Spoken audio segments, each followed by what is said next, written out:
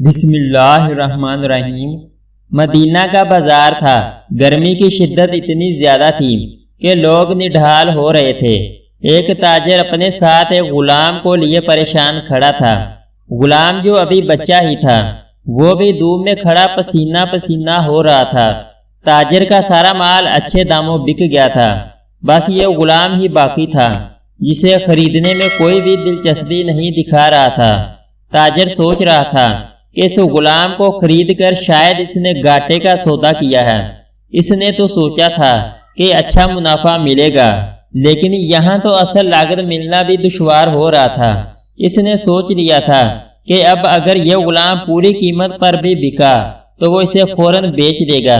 مدینہ کی ایک لڑکی کی اس غلام پر نظر پڑی تو اس نے تاجر سے پوچھا کہ یہ غلام کتنے کا بیچو گے؟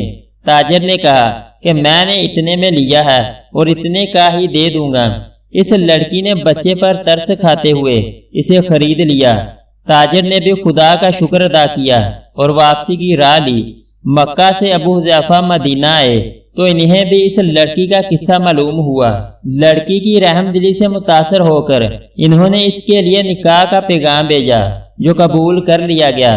یوں واپسی پر وہ لڑکی جس کا نام سبیتا بنت یار تھا ان کی بیوی بن کر ان کے ہمراہ تھی، اور وہ غلام بھی مالکن کے ساتھ مکہ پہنچ گیا۔ ابو حذیفہ مکہ آ کر اپنے پرانے دوست عثمان بن عفان سے ملے تو انہیں کچھ بدلا ہوا پایا اور ان کے رویے میں سرد مہری محسوس کی۔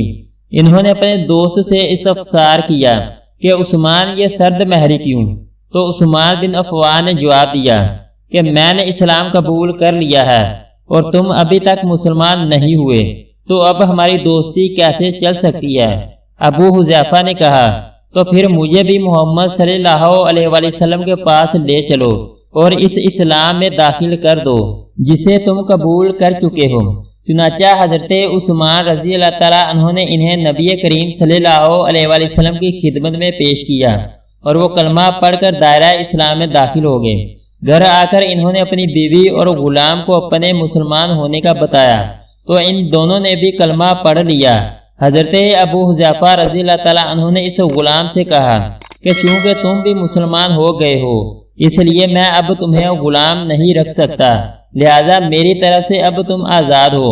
غلام نے کہا آقا میرا اب اس دنیا میں آپ دونوں کے سوا کوئی نہیں ہے، آپ نے مجھے آزاد کر دیا تو میں کہاں جاؤں گا؟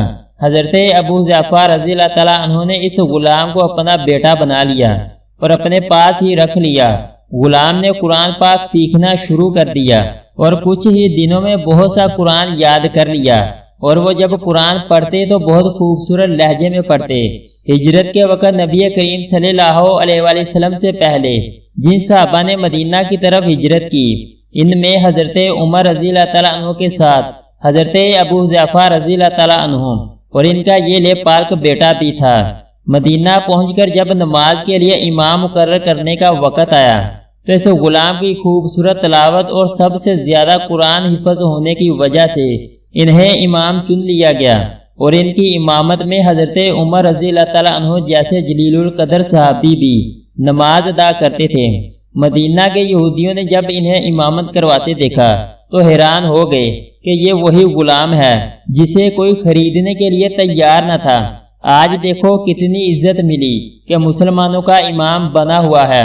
اللہ پاک نے انہیں خوش آواز اس قدر بنایا تھا کہ جب آیات قرآن تلاوت فرماتے تو لوگوں پر ایک محویت طاری ہو جاتی اور راہ گیر رک کر سننے لگتے۔ ایک دفعہ ام المومنین حضرت عائشہ رضی اللہ تعالیٰ عنہ کو رسول اللہ صلی اللہ علیہ وسلم کے پاس حاضر ہونے میں دیر ہوئی۔ آپ صلی اللہ علیہ وسلم نے دیر کی وجہ پوچھی تو بولی کہ ایک قاری تلاوت کر رہا تھا، اس کے سننے میں دیر ہو گئی، اور خوش الحانی کی اس قدر تعریف کی کہ حضرت صلی اللہ علیہ وسلم خود چادر سنبھالے ہوئے باہر تشریف لے آئے۔ دیکھا تو وہ بیٹھے تلاوت کر رہے ہیں۔ آپ صلی اللہ علیہ وسلم نے خوش ہو کر فرمایا اللہ پاک کا شکر ہے کہ اس نے تمہارے جیسے شخص کو میری امت میں بنایا۔ کیا آپ جانتے ہیں کہ یہ خوش قسمت صحابی کون تھے؟ ان کا نام حضرت سالم رضی اللہ تعالیٰ عنہ تھا، جو سالم مولا ابو حذیفہ رضی اللہ تعالیٰ عنہ کے نام سے مشہور تھے۔ انہوں نے جنگ موتا میں جام شہادت نوش کیا۔ اللہ کی کروڑ بار رحمتیں ہوں ان پر، آمین۔ اگر آپ کو ہماری ویڈیو اچھی لگے تو اس کو لائک اور سبسکرائب کر دیں۔